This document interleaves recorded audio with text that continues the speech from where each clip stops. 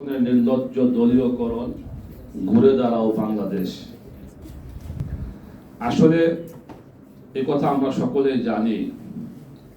এই সরকার যতগুলো নির্বাচন করেছে, জাতীয় নির্বাচন, স্থানীয় নির্বাচন, এই সকল নির্বাচনগুলো তামাশা বললেও মনে হয় এই নির্বাচনের মানে সংখ্যা বলা যাবে না। আমি বলবো এটা নির্বাচন নয়, এটা একটা সিলেকশন। দেখেন, একজন ছাত্র ক্লাস 8-এ পড়ে, তাকে জিজ্ঞেস করছে তোমার রোল নং কত? আমার রোল নং 1। ছাত্র কয়জন? আমি একাই। এখানে একটি দল নির্বাচন করতেছে, তো এটা আপনার তামাশা বললেও তো নির্বাচন বুঝায়, কিন্তু আমি বলবো এটা কোনো নির্বাচন নয়, এটা সিলেকশন। কিন্তু দুঃখ হলো যে আমার আপনার ট্যাক্সের টাকা দিয়ে সরকার এই যে সিলেকশন বা এই সমস্ত নাটক করতেছে, এটাই বড় দুঃখের বিষয়।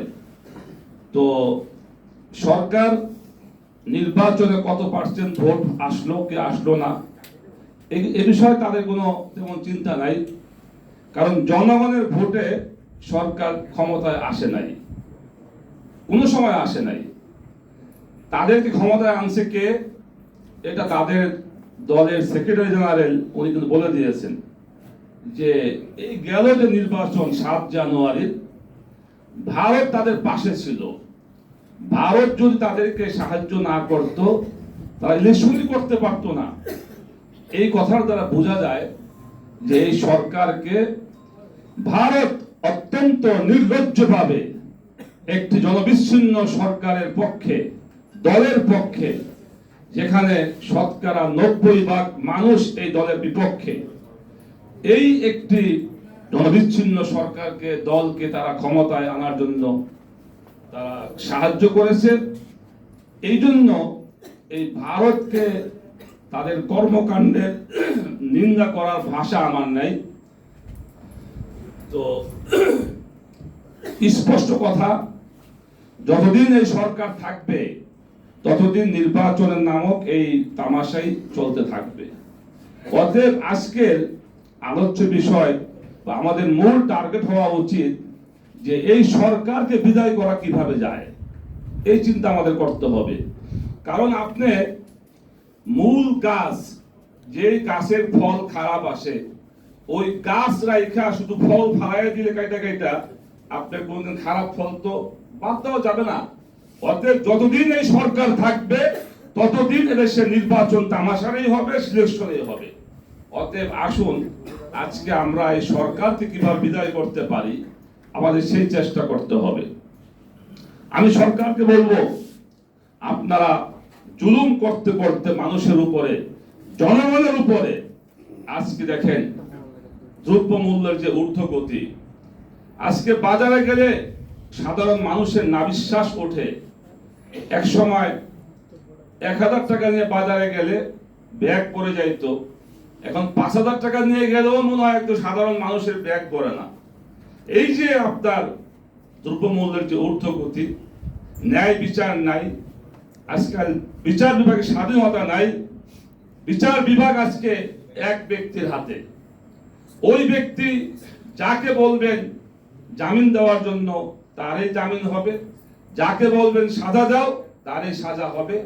অর্থাৎ পুরো বাংলাদেশে সমস্ত সেক্টর কেউ স্বাধীন নয়, শুধু ওই এক ব্যক্তির হাতে। আর ওই ব্যক্তি হলো ভারতের হাতে। ওই ব্যক্তির হাতে ভারতের গোলামের জিঞ্জির পরানো আছে। অতএব ভারত যা বলবে আমার দেশের প্রধানমন্ত্রী এবং সরকার তাই বলবে। দেখেন, ভারত আমাদের এই দেশের স্বাধীনতা, সংস্কৃতি, রাজনীতি, শিক্ষানীতি তারা সব দখল করতে চায়।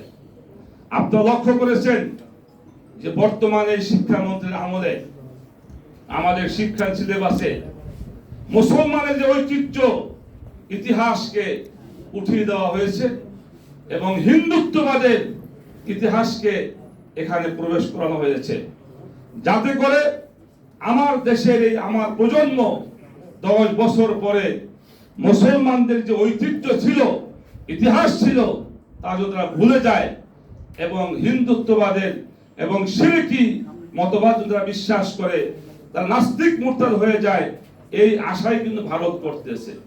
ভারত বুঝে শুনে আমাদের ভবিষ্যৎ প্রজন্মের উপরে তারা সওয়ার হয়েছে।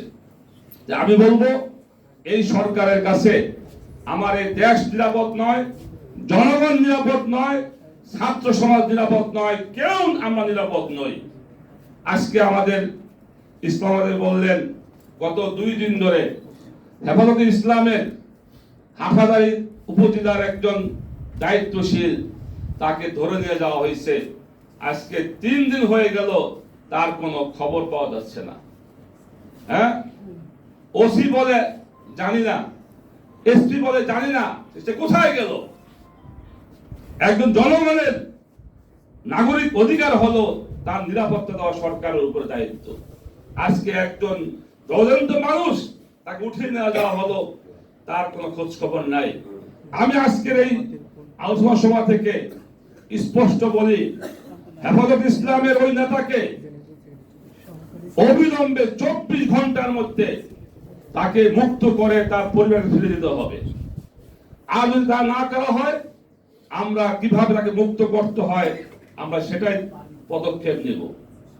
সর্বশেষ আমি সরকারকে বলবো, দেখেন, একটা মানুষ যখন গাছ বেয়ে বেয়ে আগায় উঠে যায়, যখন সে ওখান থেকে আছাড় খায়, পড়ে যায়, যত উপরে উঠবে তত ব্যথা বেশি পাবে না, কি বলেন? যদি একটা মানুষ যদি 3 হাত উপরে ওঠে, এখান থেকে পড়লে কিন্তু বেশি ব্যথা পায় না। যখন সে গাছ বেয়ে বেয়ে গাছের আগায় উঠে যায়, যখন গাছটা ভেঙে যায়, যখন সে আছাড় খায়, তখন সে কিন্তু তার ব্যথা তো বেশি পায় না, তার জীবন নিয়ে শঙ্কা থাকে। আজকে আমাদের সরকার জুলুম করতে করতে জনগণের উপরে আজকে তারা এরকম গাছ বেয়ে বেয়ে বেয়ে বেয়ে অনেক উপরে উঠে চলে গেছে। জনগণ যখন তাকে ধাক্কা মারবে, যখন সরকার আছাড় খাবে, সরকার ওখান থেকে আছাড় খেলে তার কোমর ভাঙবে না, পাও ভাঙবে না, তার জীবন নিয়ে শঙ্কা দেখা দিবে। অতএব জুলুম করে করে আপনি গাছের আগে উঠে গিয়েছেন, এখনো সময় আছে, আপনি গাছের আগা থেকে লাফ দিয়ে দেশের ক্ষমতা জনগণের হাতে দিয়ে আপনি সরে পড়েন। সর্বশেষ কথা হলো, আজকে যারা আমরা এখানে আছি, আমি প্রায় বলে থাকি যে এই সরকার দামি নির্বাচন করে একটি দামি সরকার গঠন করেছে, কিন্তু মনে রাখতে হবে, এই সরকার যদিও দামি, এর পিছনে ভারত আছে। অতএব এই সরকারের বিরুদ্ধে দামি আন্দোলন করে সরকারকে হটাবেন, এই আশা করা কিন্তু আমাদের জন্য ঠিক হবে না। যদিও সরকার দামি, নির্বাচন করেছে দামি, কিন্তু আমাদের আন্দোলন করতে হবে অনেক শক্তিশালী, এমন এক ধাক্কা দিতে হবে যেন সরকার ওই গাছের আগা থেকে ঠাস করে পড়ে তার সবকিছু শেষ হয়ে যায়। তা আজকে আমি সবাইকে অনুরোধ করব, আসুন এই আলোচনা সভা আমরা করবই, আমরা রাজপথে সকল ভেদাভেদ ভুলে গিয়ে আমরা ঐক্যবদ্ধ ভাবে, কে ইসলামী দল, কে ডান, কে বাম, এগুলো খেয়াল না করে আমরা এই জালেম সরকারকে পতনের জন্য আমরা রাজপথে আন্দোলন করার আহ্বান রেখে আমার বক্তব্য শেষ করছি। খোদা হাফেজ।